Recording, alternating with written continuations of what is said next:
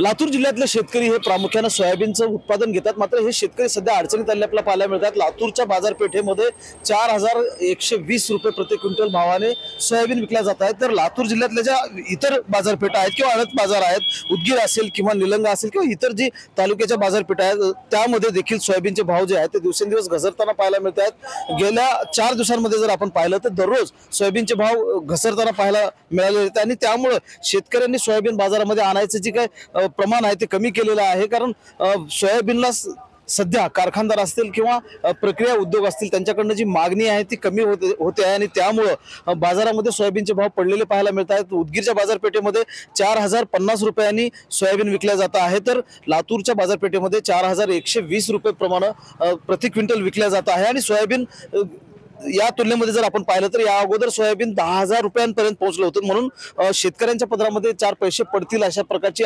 परिस्थिती निर्माण झालेली होती। मात्र सध्या सोयाबीन दिवसेंदिवस घसरत चालल्यामुळं शेतकरी अडचणीत आलेले पाहायला मिळत आहेत। रब्बी पिकांवरच आता शेतकऱ्यांचा जो आहे तो मदार असलेली पाहायला मिळते आहे आणि सोयाबीन ज्या शेतकऱ्यांनी चांगला भाव मिळेल म्हणून स्टॉक करून ठेवलेलं होतं किंवा घरामध्येच ते ठेवलेलं होतं, बाजारात आलेलं नव्हतं, अशा प्रकारच्या शेतकऱ्यांसमोर मात्र चिंता जी आहे ती उभे टाकली आपल्याला पाहायला मिळते आहेत।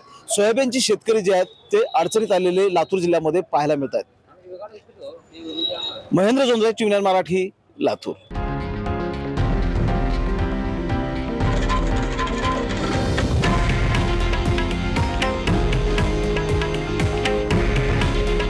हे आहे देशातील नंबर 1 न्यूज नेटवर्क आणि आपण पाहत आहात टीव्ही 9 मराठी। काळजी तुमची, हित महाराष्ट्राचं।